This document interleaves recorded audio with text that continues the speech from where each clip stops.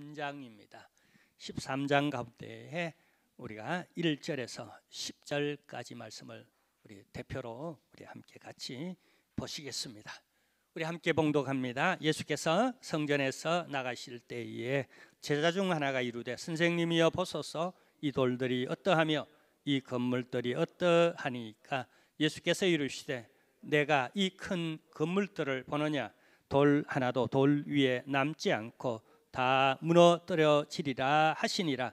예수께서 감난산에서 성전을 마주대하여 앉았을 때에 베드로와 야고보와 요한과 안드레가 조용히 묻되 우리에게 이르소서 어느 때에 이런 일이 있겠사오며 이 모든 일이 이루어지려 할 때에 무슨 징조가 있사오리이까?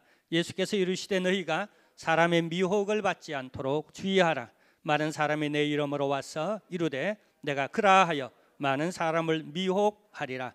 난리와 난리의 소문을 들을 때에 두려워하지 말라. 이런 일이 있어야 하되 아직 끝은 아니니라.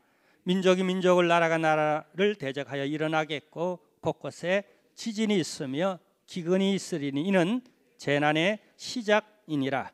너희는 스스로 조심하라. 사람들이 너희를 공회에 넘겨주겠고 너희를 회당에서 매질하겠으며 나로 말미암아 너희가 권력자들과 임금들 앞에 서리니 이는 그들에게 증거가 되려 함이라. 또 복음이 먼저 만국에 전파되어야 할 것이니라. 아멘. 이 시간은 광고 시간입니다. 여러분 모두를 환영합니다. 잘 지내셨죠? 다시 예배로 만나서 또 주님의 가족들로 주님 앞에 만나서 우리 반갑고요. 이청도 다들 반가워요. 우리 감사합니다. 우리 먼저 우리 샬롬 부흥 전도 광고입니다. 우리 한 해에 우리 총회 지난 1년 동안 요즘 컴퓨터 이렇게 통계 시설이 잘 되어져 있어서 문 닫은 교회 우리 교단 대한예수교 장로회 합동치 우리 교단만 해도 476교회 지난 한 해 또 이번 한 해도 수백 개 교회가 다시 말하면 코로나 이후 우리가 겪는 휴증이 생각보다도 굉장히 힘이 들다는 것. 그래서 대부분의 교회들이 30% 이상의 성도들이 코로나 이후 잠자고 있답니다. 우리가 일깨워야 되겠죠. 저희 교회도 수적으로는 새 성도들이 와서 이제 뭐 수적으로는 코로나 전을 회복했어요. 근데 코로나 전에 보였던 우리 초신자들 1년, 2년, 3년, 4년 이하의 성도님들이 이 코로나의 데미지가 컸어요. 하나님의 샬롬이 임하기를 원합니다. 주님이 찾아오셔서 가장 먼저 부활하신 주님이 찾아오셔서 너희에게 평안이 있을지어다라고. 그러면서 또 부활을 증거하고 보내시면서 또 이르시되 너희에게 평안이 있을지어다라고. 그게 바로 샬롬이라는 말이에요. 이 샬롬이 우리 여러분 심령에 넘쳐나 하나님의 성격입니다. 우리 심령에 넘쳐나 심령 천국이 되어지시고요. 또 이것이 여러분 가정 천국이 되어지시고 샬롬이 있기를 원합니다. 건강에도 부부간 화목에도 이 화목이라는 말로도 번역되어졌어요. 성경에는 샬롬이라는 말이 그 다음에 식구들, 자녀들과 형제들과 이웃들과 직장생활에 또 사업하면서 하여튼 유대인들은 모든 일에 좋은 일에는 샬롬을 갖다 붙입니다. 여러분 모든 좋은 일에 샬롬 하기를 원합니다. 하나님 나라가 임하고 그분의 나라의 대표적 성격인 샬롬이 부흥되어지는 그래서 이게 문지방을 넘어서 우리 흘러넘치도록 하자. 이번 우리 총회 주제 우리 노회 주제 우리 교회가 선봉교회로서 그렇게 차고 나갑니다. 우리 함께 같이 동력해 주시기를 부탁하고요. 가장 먼저는 우리가 태신자 작정을 합니다. 그래서 오늘부터 우리가 태신자 작정을 하는데요. 어느 날 한 날 이제 저는 2월 첫째 주 마지막 주와 첫째 주 이렇게 그렇게 우리 좀 한번 작정도 하려고 그러는데 지금은 기도하자고요.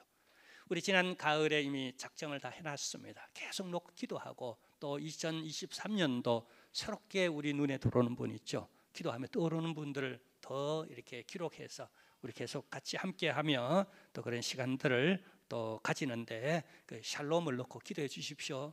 정말 샬롬하도록 예수를 영접하고 하나님 나라가 임하여서 주권적으로 권능으로 임하여서 그렇게 샬롬의 나라를 형성할 수 있도록 그 나라가 확장될 수 있도록 계속 기도해 주시고요. 어제 우리 셀 리더 부리들이 모여 수련회를 은혜 가운데 잘 했습니다. 이제 우리 새해 셀 부흥, 셀의 샬롬 부흥 운동 일어나도록 우리 함께 다짐을 했습니다. 함께 우리 셀에 협조해 주시고 또 함께 동참해 주시기를 바라고요. 그다음에 우리 내일 제가 이제 오늘 밤 비행기를 타고 이제 내일 오전에 우리 코로나 때문에 미뤄놨던 필리핀 선교 센터 헌당식을 합니다. 내일 오전에 하는데 여러분 기도해 주시고요. 그다음 화요일 날은 또 우리 선교사님들 사모님들이 맺힌 게 많아요. 그리고 외롭고요. 거기 뿔뿔이 흩어져 막 전국적으로 선교사님들은 주중에 사역하러 가버리고 사모님들 애들 키우면 애들 돌봐야 되고 또 위에서 중보 기도해야 되고 하는 그래서 또 이분들이 갖는 애환이 있어요. 그러지만은 그럼에도 불구하고 매달 모여 기도해요. 이제 첫 달이라고 이렇게 저를 초청했어요. 가서 화요일 날은 가서 그러면 또 제가 가서 늘 이제 해오는 사역 중에 하나가 제가 상당히 오랫동안 해왔는데 해오는 게 사부님들 또 대접해야 됩니다. 따뜻한 식사 또 위로하면서 또 그분들의 로망이 뭐냐면은 저를 지금도 눈 빠지게 기다린다고 선교사님 연락 와서 왜냐하면 제가 가면 그들의 로망이 뭐냐 하면은 스타벅스 가서 케이크 한 조각에 그 냄새 맡아보면 커피 마시는 거 그렇게 기다려요. 근데 코로나 때 제가 매년 못 갔잖아요. 그래서 오래간만에 가는데 그분들이 그렇게 위로받는 모습을 보고 참 보람을 느껴요. 내가 잘했구나 싶고 그다음에 수요일 날에 현지인들 이제 포럼이 있는데 거기 이번 주제가 지오그래픽 앤 바이블 백그라운드 있죠. 성경 이렇게 배경과 그다음에 지리, 역사 이런 부분 지오그래픽에 대해서 이번에 주제로 그렇게 현지인들과 또 이렇게 세미나를 할 텐데 그리고 목요일 날은 제가 또 와야 됩니다. 한국에 와서 또 회의일이 있어서 또 와야 되고 그렇습니다. 여러분 갔다 왔다 하는데 요즘은 저도 체력이 또 좀 안 좋아져서 그런지 굉장히 또 한번 떴다 오면 일단 먹먹해가지고요 어리둥절하고 그래서 사실은 요즘은 미리 하루 전에 가서 좀 푹 쉬고 그 다음 날 이렇게 해야 제가 또 되고 또 와서도 좀 한두 그냥 하루 이틀은 또 좀 무조건 푹 쉬어야 이 귀가 뚫리더라고요. 멍해가지고 고막이 찢어질 듯 제가 이 귀가 좀 약해요. 그래서 참 곤란합니다. 또 자고로 좀 위에서 기도해 주시기를 부탁드립니다. 그다음에 우리 사무실에 여러분들의 헌금한 기부금 영수증이 다 준비되어 있습니다. 모든 서류가 다 준비되어 있습니다. 다만 좀 미리 얘기하시면은 그걸 또 빼내야 되고 하기 때문에 컴퓨터로 그래서 여러분 꼭 이제 헌금도 하시고 또 소중한 좋은 헌신하셨는데 감사한 것은 국가에서 또 세금 감면해 주신다니까 여러분도 꼭 하십시오. 저도 합니다. 우리 교육자들도 다 하라고 그럽니다. 여러분도 다 하십시오. 예, 이제 서로 좀 인사를 나누십시다. 샬롬이 부흥되기를 바라는 마음에서 샬롬 부흥이라고 우리 그렇게 서로 좀 성도의 교제 이 정도 샬롬 부흥입니다. 서로 좀 인사를 나눠줘요. 샬롬 부흥. 네, 할렐루야. 세계는 지금 우크라이나 전쟁 때문에 처음에는 잠깐 그러려니 하다가 끝날 줄 알았는데 우리의 생각을 뛰어넘어 가지고 너무 깊고 또 너무 오래 그래서 수만 명의 사상자들이 그래서 이제 미사일을 쐈다 그래서 얼마의 사상자가 났다 그게 그렇게 익숙해져 버렸어요. 그래서 별로 충격적이지도 않아요. 근데 지금도 이 여파로 세계가 겪는 우리 생각보다 더 심각한 경제적 어려움들 그리고 사회적 여러 어려움들 유럽이 그렇게 겪고 또 미국이 그렇게 겪다가 보니까 또 대만과 중국의 긴장 그리고 이에 따른 중국과 러시아와 미국의 삼각관계의 팽팽한 패권 이런 다툼들 그 사이에 지정학적으로 그 삼각형의 고리 중심에 있는 이 한반도 우리끼리라도 안정되고 탄탄했으면 좋겠는데 우리 민족이, 우리 형제가 더한 거 있죠.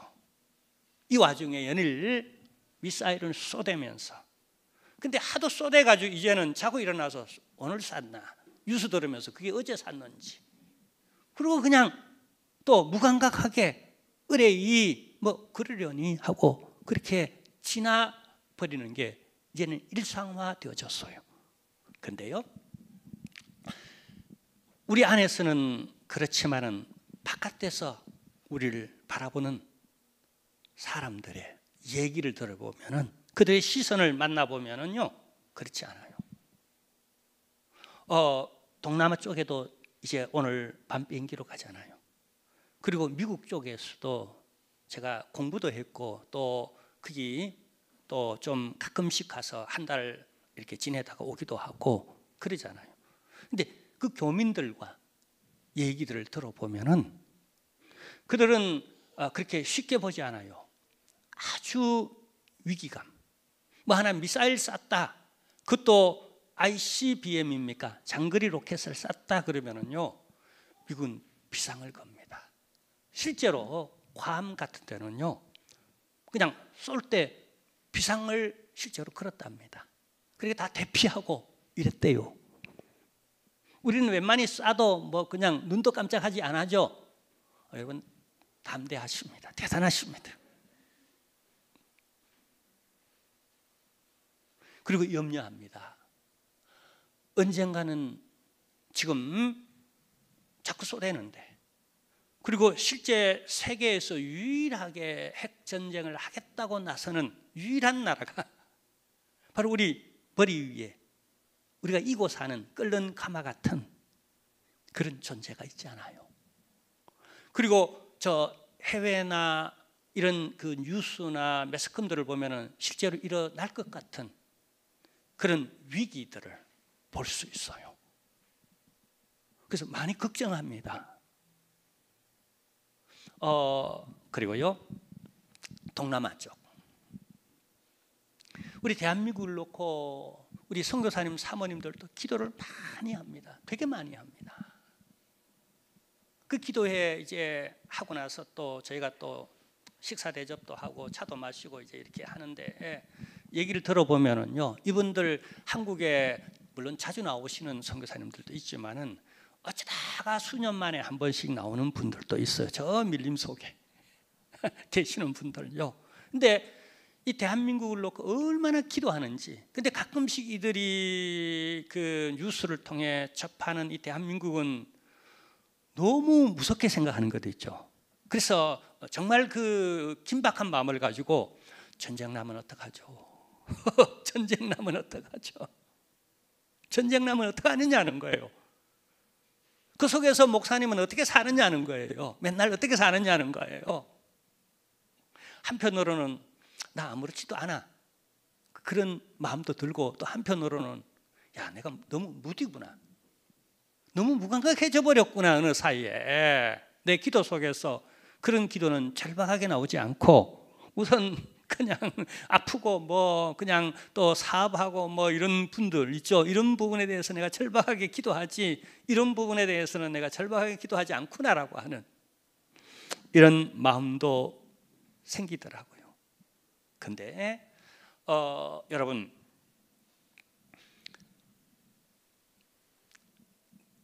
미국에서 난 그 외신 풍자 그림을 봤어요. 풍자 그림을 봤는데 참 재밌게, 그러니까 풍자 그림은 좀 그 유머러스한 그런 걸 담죠. 근데 그 그림의 한쪽에는 바가 뭔지, 클럽, 뭐 이태원 클럽 그래야 더 쉽게 되겠네요.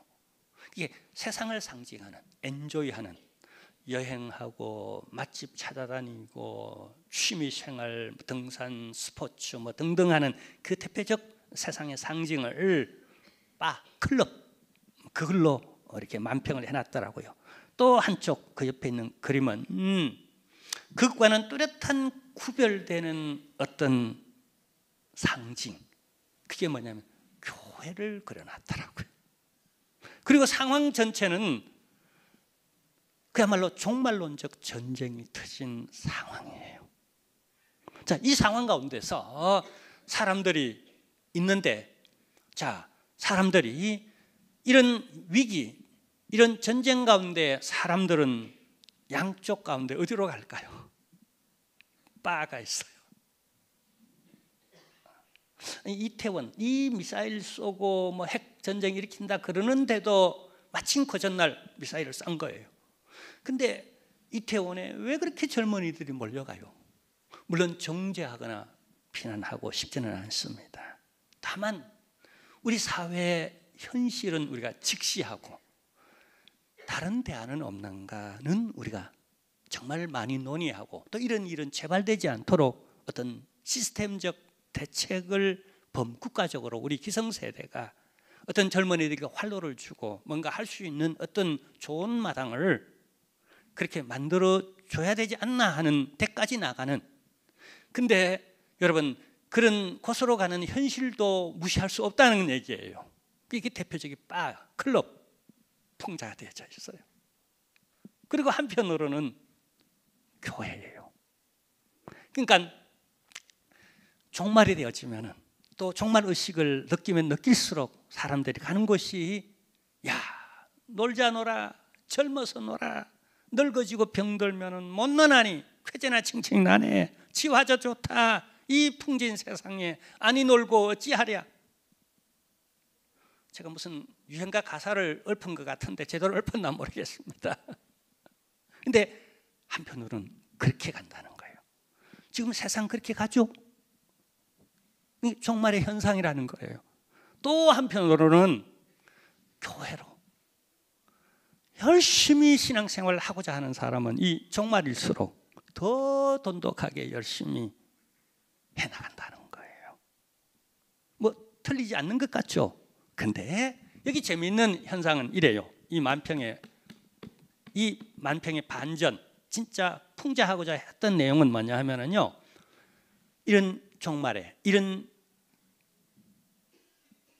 전쟁의 위기 가운데 파에 있던 사람들은 그냥 이렇게 놀다가 위기, 긴장, 환란, 전쟁이 일어나면은 자리 이동을 하는데, 어디로 자리 이동하는지 아세요? 교회로 몰려가는 거예요. 교회로. 실제로 두 가지 사례. 지난번에 토네이도가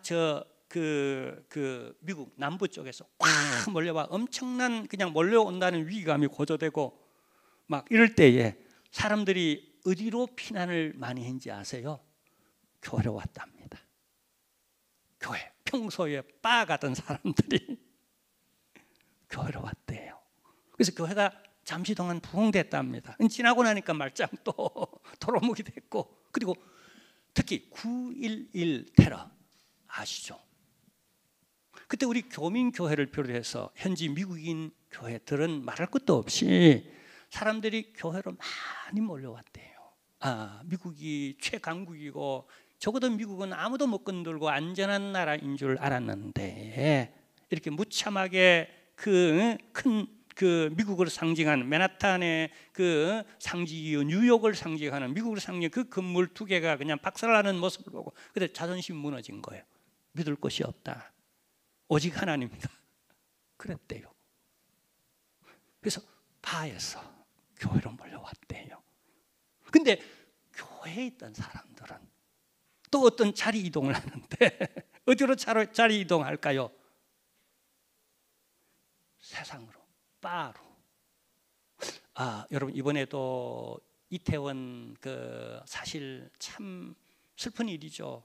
다시는 그런 일이 없어야 되는데, 그리고 그게 세계 빅뉴스로 얼마나 회자되었는지. 젊은이들이 뭐 운동장, 뭐 야구장 이런 것도 아니고 바에 그냥 몰려가다가 그렇게 됐다는 건 참 이게 아픈 일이에요. 자, 근데 그 가운데는 우리 노회사나 또 우리 총회사나 그 목사님들의 얘기를 들어보니까 자기들 교회 청년들도 제법 그게 갔대요. 그래서 장례도 여러 건 이렇게 막 치렀대요. 그러니까 그 만평이 틀린 게 아니죠. 그 위기, 미사일 쏴대고 하는 속에서 그냥 교회 안에 사람들은 오히려 바로 세상으로 여행한다, 취미생활한다, 클럽에 간다 가고, 오히려 여기 있던 사람들은 이 위기 가운데 이제는 정신 차려야 되겠다 싶어서 교회로 오는. 자, 오늘 성경에 보면은요, 이런 말씀이 있습니다. 1절입니다. 함께 보겠습니다. 1절, 예수께서 성전에서 나가실 때에 제자 중 하나가 이르되 선생님이여 보소서 이 돌들이 어떠하며 이 건물들이 어떠하니까. 자, 오늘 이 24장 이 전체는 신학적으로 이런 이제 주제가 붙어져 있습니다. 감난산 강화라고, 감난산 강화라는 거예요. 자, 이 시기가, 이 시점이 언제냐 하면은 예수님의 마지막 한 주간을 보내는 수요일입니다. 이 수요일 날. 그러니까 목요일은 우리가 아는 대로 예수님께서 성만찬하고 제자들 발을 씻기고 겟세마네 동산에 올라가서 기도하다가 체포되어 금요일 날 죽습니다. 근데 죽기 이틀 전인 거예요. 그러니까 강화로는 예수님의 최종적 마지막 강화. 강화라는 건 설교로 그렇게 번역할 수도 있고, 혹은 어떤 세미나, 혹은 어떤 그 말씀, 집중되어진 강한 말씀, 강조하는 강의적 그 말씀. 근데 예수님의 이것은 마지막 유언적 그런 메시지다라고 그렇게 느껴지는, 그래서 마지막 십자가를 지시기 전에 가장 중요한 말씀을 하겠죠. 마지막 당부를 하겠죠. 그래서 감난산 강화라 그럽니다. 여기 감난산은 예수님께서 이제 마지막 날, 예수님께서 마지막 순간에 겟세마네, 감난산의 한 동산인 겟세마네 동산에서 기도하죠. 그 감난산이에요 지금. 그러니까 예수님이 기도하며 체포되는 그 언덕 바로 맞은편에 있는 같은 산, 그리고 그 동산 어느 곳에 앉아서 제자들에게 마지막 말씀을 하시는, 그래서 감난산 강화라고, 이걸 이제 이번 주 보고 다음 주 보겠는데요. 근데 그 내용이 뭐냐면, 한마디로 말하면요, 이번 주 다음 주 볼 내용이 한마디로 말하면 감난산 강화의 내용을 두 음절에 한 단어로 표현하면 이렇습니다. 한번 따라할까요? 재림. 예수님의 재림. 재림에 관한 말씀을 하고 있어요. 근데 이 재림의 말씀은 너무 사실은 중요합니다. 우리 신앙생활 하면서 이 초점을 잃어버리면 안 돼요. 여러분, 성탄절에 오신 예수님 너무 중요하죠. 예수님의 초림 너무 중요하죠.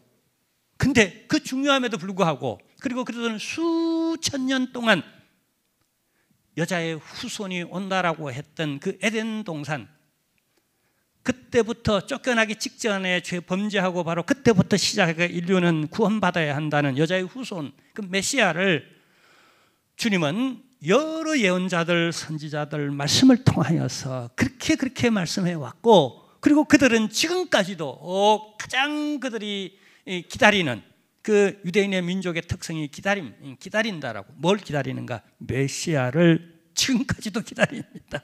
근데 초림의 예수님이 이 땅에 성육신으로 오셨잖아요. 무슨 말입니까? 그분을 맞이하는 일에 인류는 실패했다는 거예요. 여러분, 그래서 결국 예수님을 거절하고 심지어는 십자가에 가장 잔인하게 처형해버리죠. 왜 그렇게 됐다고요? 기다리기는 기다렸지만은, 온다는 사실을 믿는 신앙 가졌지만 실제로 맞이할 준비가 안 되었던 거예요. 그래서 실패했어요.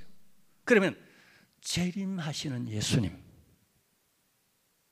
여러분, 예수님은 재림하실 줄로 믿습니까? 우리 개혁주의 신앙의 5대 신앙 중에 하나가 종말론적 재림신앙이에요.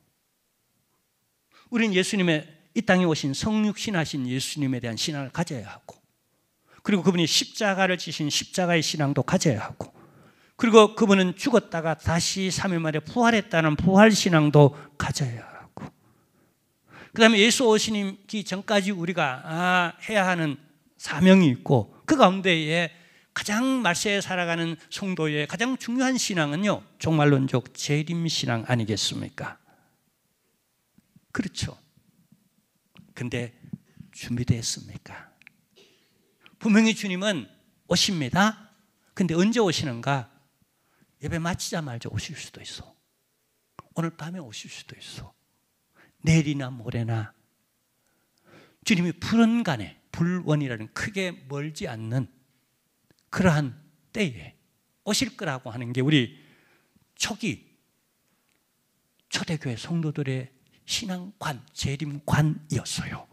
늘 그래서 깨어있고 긴장하고 맞이할 준비를 하는, 퇴근 때쯤 되면은 우리 지혜로운 어머니들은 아이들을 준비시키죠. 예, 이제 정리해라.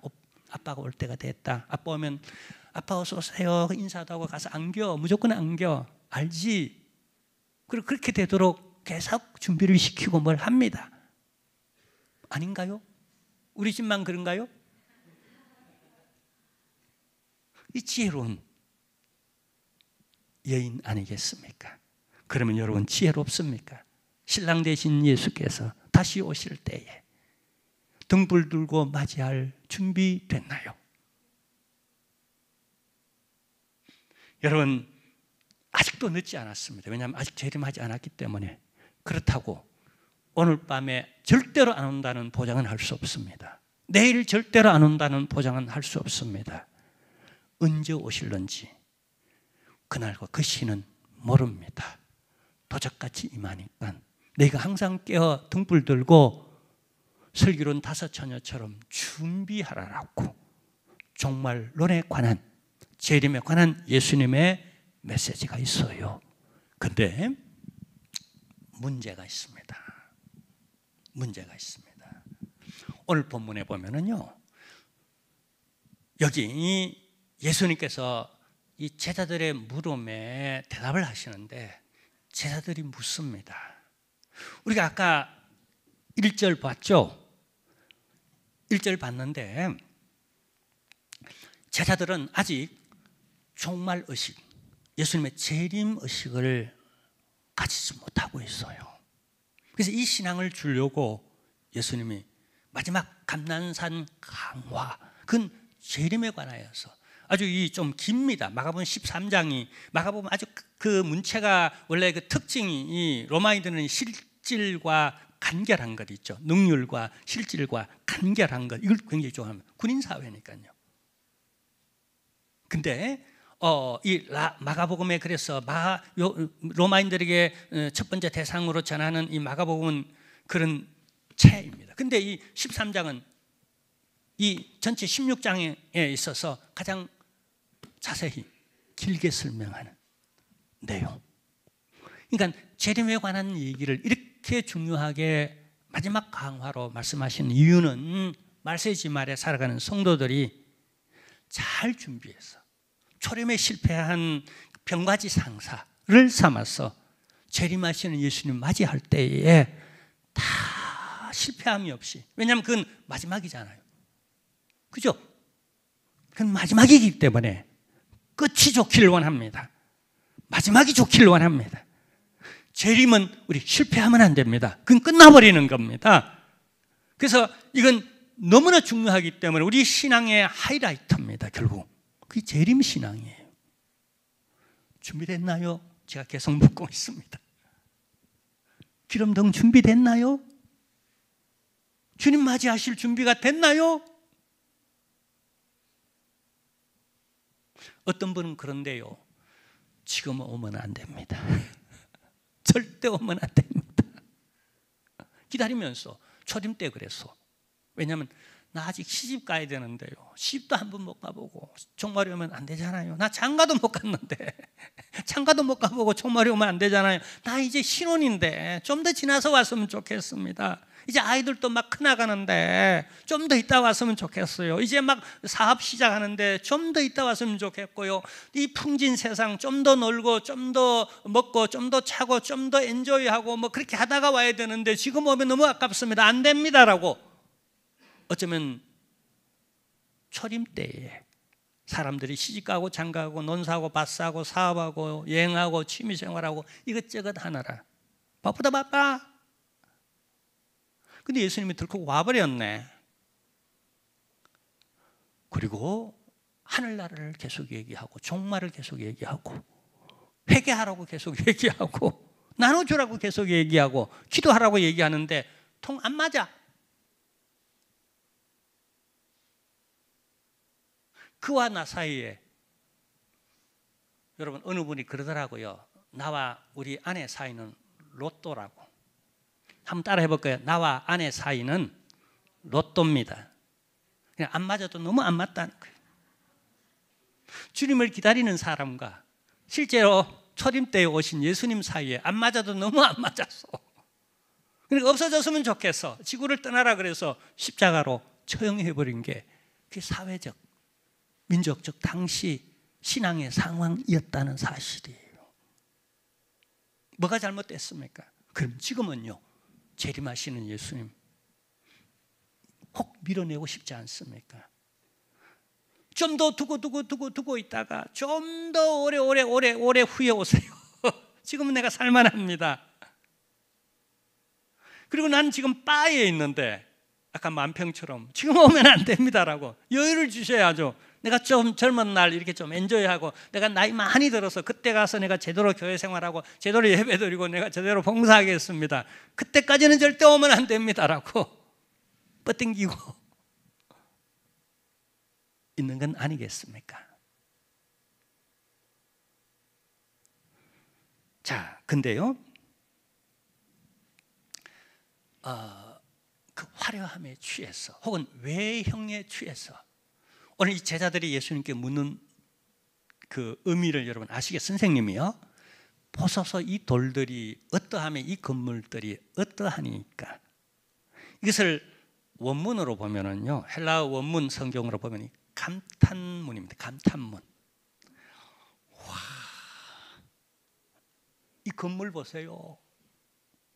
대단히 웅장하고 뭐가 나올 듯이 대단히 웅장하고 대단히 그냥 위대하고 대단히 거룩해 보이고 아주 대단히 굉장하죠. 이 하나하나 이 전체도 웅장하거니와 이 하나하나 쌓아놓은 이 대리석 돌 뭐 이런 것들 하나하나 보세요. 얼마나 아름답고 이건 막 그냥 예술입니다. 예술. 감탄하는 거예요. 너무 감탄스럽죠. 저도 이런 경험이 있어요. 좀 됐습니다만은 강남에 볼 일이 있어서 지하철을 타고 턱 내려서 턱 봤는데 어마무시한, 소문으로는 들었지만은 야, 교회인데 얼마나 어마무시하게 이렇게 봤는지 내가 위압감을, 목사지만 위압감을 가질 정도로 그렇더라고요. 야, 굉장하다, 대단하다, 와, 이렇게 나올 정도로.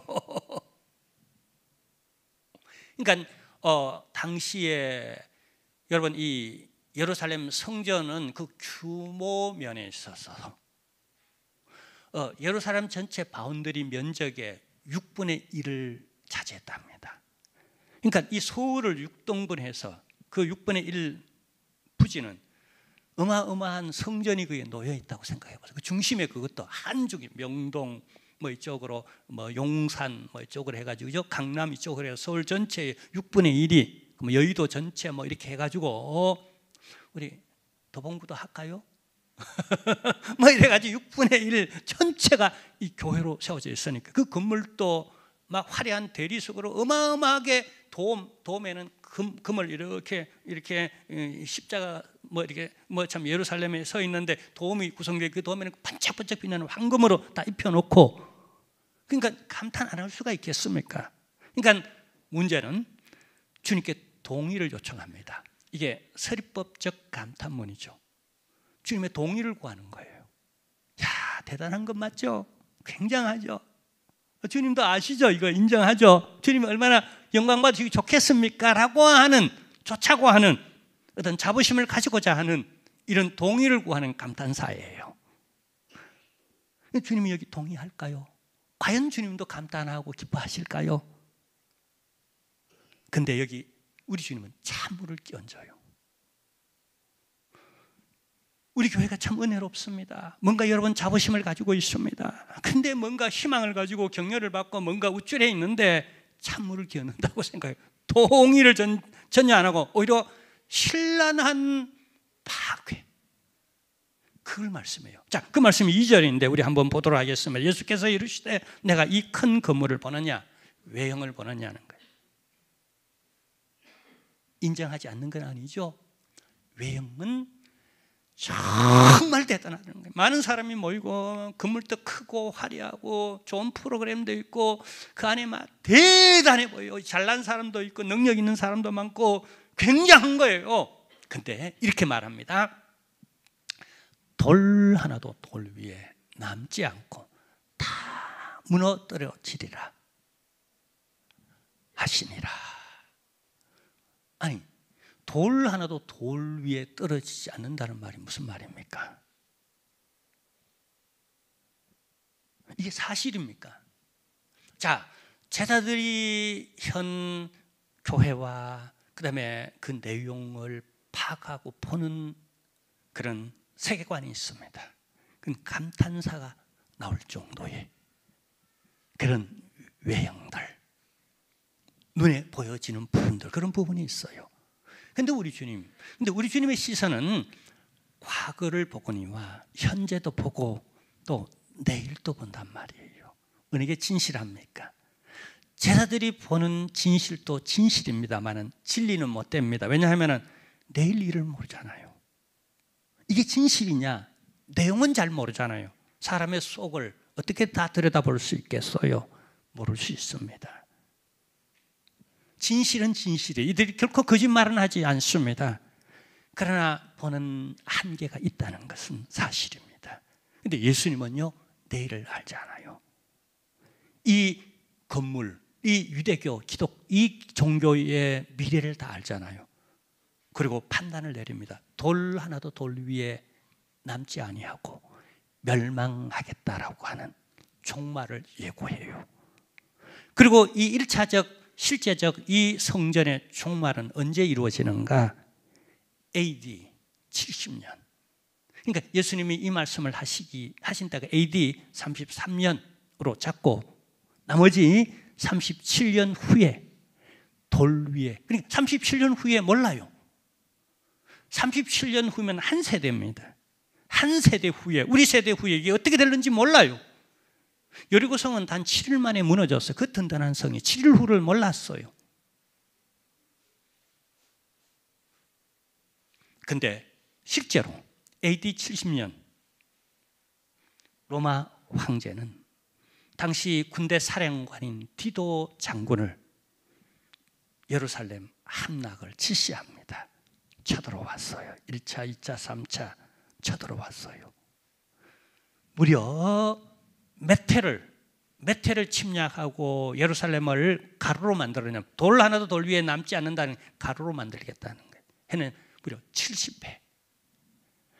세계 당시에 가장 강력한 군대였던 로마 군대가 70회를 그냥 때려 부쉈으니까, 전쟁을 치러 때려 부쉈으니까 그 70회 정도나 견뎌낸 유대인들도 대단하고요.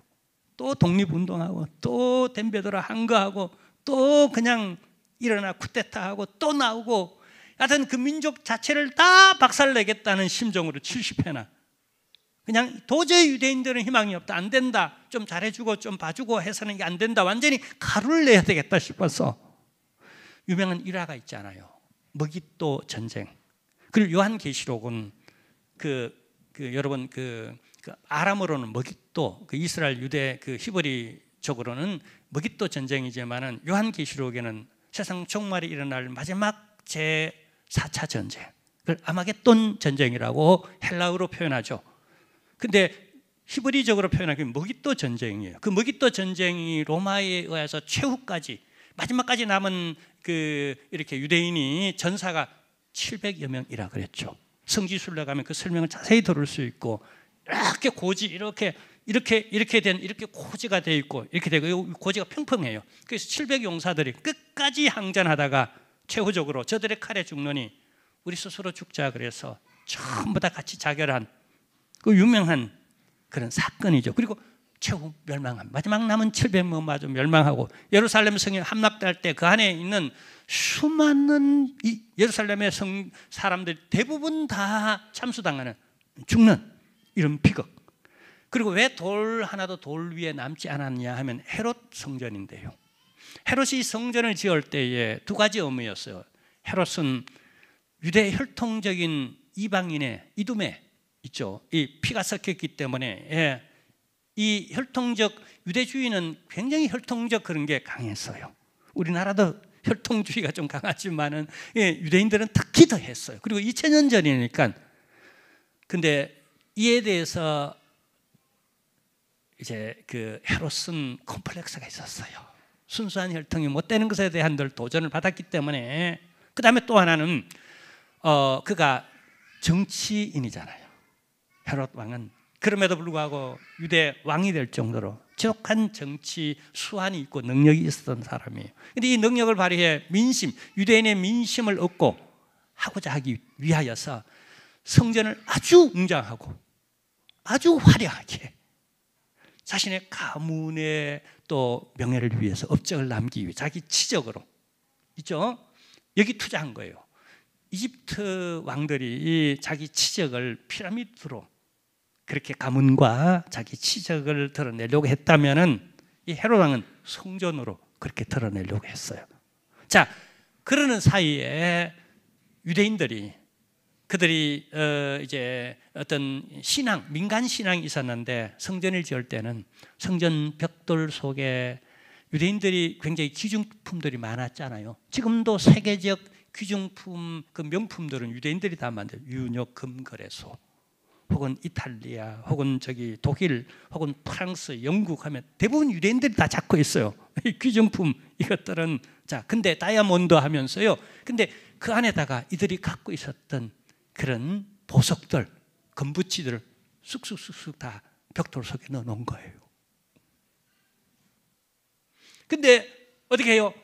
로마군이 쳐들어와서 그걸 깨는데 금붙이가 있는 거 됐죠. 소문이 정도 이상으로 오릅니다. 야, 이거 그냥 금붙이가 벽돌 속에 있더라. 깨자. 응? 이게 황금밭이다. 이야, 이게 황금밭이다. 깨자. 다 깨버린 거예요. 그야말로 다 가루를 만들었어요. 그러니까 예수님이 예언했잖아요. 너희가 지금의 웅장하고 대단하고 화려한 이 모습만 보는가? 근데 얼마 못 돼요. 돌 하나도 돌 위에 남지 아니하리라. 이게 하나님의 뜻이었어요. 헤롯의 성전은 무너져야 한다는 거예요. 그리고 그 안에서 외식적, 외형적, 실질이 되지 못하는 진정성이 없는 모든 종교인들, 흉내내는 이런 것들은 종말에 가면 다 무너져야 한다는 거예요. 그리고 내가 내 몸으로 새 하늘과 새 땅을 도래하도록 내가 새 성전을 내 몸으로 다시 짓겠다라고 쭉 말씀 나가면 그렇게 나갑니다. 이제 시간 관계상 결론 지으려고 그럽니다. 오늘 본문 집에 가서 꼭 보세요. 너무 중요합니다. 그러면 그 징조가 어떠합니까? 주님 오실 재림하시는 때에 어떤 현상이 일어납니까? 말세에 어떤 현상이 일어납니까? 그건 길게 얘기하지 않더라도요. 지금 일어나는 모든 지진이 일어나죠. 전쟁이 일어나죠. 이단 특히 사입이 여기 그래서 오늘 본문의 가장 핵심 대비하는 준비하는 것 중에 하나가 주의하라, 조심하라, 깨어있어라 라고 하는 내용들입니다. 우리 신랑 되신 예수 그리스도 오십니다. 불언간에 그날 그 시는 우리가 알지 못합니다. 옵니다. 반드시 옵니다. 근데 지금의 말세 지말에 여러 가지 현상들이 나타나는데요. 며칠 전 우리 국민일보 종교란 그냥 큰 타이틀로 그냥 한 페이지 다 차지하는 내용을 담았습니다. 그 내용이 뭔지 아세요? 이렇게 타이틀, 기사 내용 타이틀을 이렇게 실었어요. 코로나, 전쟁, 이상지우를 턴다. 이단들이 사이비 종말이 판을 친다 라고 하는 내용을 실었어요. 지금 여러 가지 사회 현상, 종말론적 사회 현상을 가지고 정작 교회 안에 우리 성도들은 깨어있지 못하고 이단들이, 사이비들이 이걸 이용해가지고 종말이 온다라고, 도리어 우리가 가져야 할 진정한 종말론, 반드시 가져야 할 재림 예수 그리스도, 우리 마지막 신앙인 마르나타 주 예수여 어서 오십시오 하는 일에 이게 바이러스, 코로나처럼 바이러스제를 팍 뿌려가지고 도리어 재림 신앙을 갖는 게 이상해지고 종말을 말하는 게 좀 이상해져 버리는 이런 분위기를 만들어버리는, 이때 우리가 다시 깨어 일어나 우리 개혁주의적 성경이 말하는 재림신앙, 종말론을 깨어 있어서 설교는 다섯 처녀처럼 초림은 성도들이 실패를 했지만 이제 다시 오실 재림에 관하여서는 우리가 깨어있고 잘 맞이하는, 초림 때는 소수의 사람이 그랬습니다. 동방의 박사들이나 저들밖에 목자들이라든가 마리아라든가 요셉이라든가 동방의 박사들이라든가 소수였지만 이제 우리 재림하시는 예수님은 우리 한국 기독교가, 또 우리 노회, 산하의 모든 교회가, 그리고 우리 한길교회 성도님 모두 다가 등불 들고 설교는 다섯 처녀처럼 깨어 신랑을 맞이할 수 있는 저와 여러분 되기를 바랍니다. 기도합니다. 하나님 감사합니다. 참으로 고맙습니다. 하나님이여, 다시 오실 주님을 생각하니 마음이 설렙니다. 마라나타 주 예수여 어서 오시옵소서, 오시옵소서. 다만 우리가 깨어 준비하기를 원합니다. 즐겁게 우리 신랑을 맞이할 수 있도록 주님 도와주옵시고, 참으로 이단 사탄은 어저께 만들어서 재림신앙에 대해서 무디게 만들고 깨어있지 못하게 만드는 여러 여건들을 만들어갑니다마는 이때일수록 저희들 종말적 여러 현상들을 보고 주님을 기다리는 어여쁜 순결한 신부 되게 하여 주옵소서. 예수님의 이름으로 기도하옵나이다. 아멘.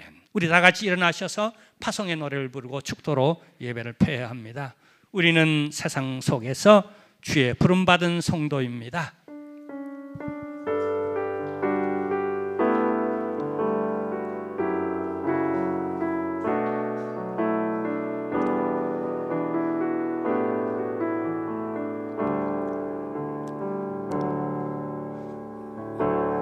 우리는 세상 속에서 주의 부름받은 성도입니다.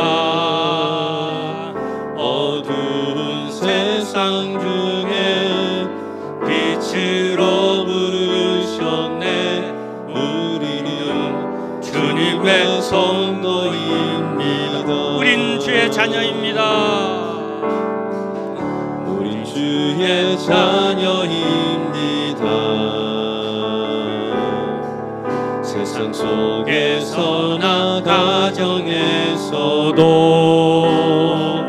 우리는 변함없이 주의 자녀입니다. 우리는 주님의 자녀입니다. 우리는 예배합니다. 우리는 예배합니다. 어떤 환경이나 상황 속에도 우리는 변함없이 주를 예배합니다. 우리는 주님만 예배합니다. 교회가 희망입니다. 어두운 세상 속의 희망입니다. 십자가 복음만이 세상을 살립니다. 교회가 이 땅의 희망입니다. 우리가 교회입니다. 아멘. 그렇습니다. 함께 모일 때나 흩어질 때도 우리는 예배하고 복음을 전합니다. 우리가 주님의 교회입니다.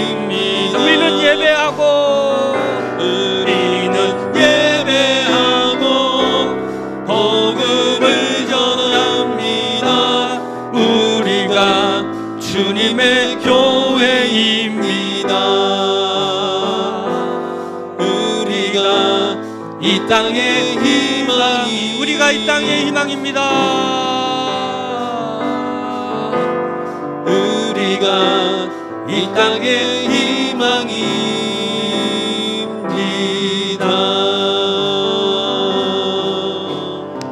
교회가 이 땅의 희망이 되게 하기 위하여, 우리가 교회 되게 하기 위하여서 십자가를 지시고 우리를 구속해 주신 우리 주 예수 그리스도의 은혜와 하나님이 우리를 이토록 사랑하시는 그 사랑하심과 성령께서 우리를 늘 일깨워서 진리를 알게 하고 그 진리에 감화감동하고 주의 오심을 기다리게 하시는 놀라운 역사가 이 자리에 참여한 사랑하는 모든 성도들 머리 위에와 그리고 가정 위에 하는 모든 일들 위에 이제로부터 영원토록 함께 있을지어다.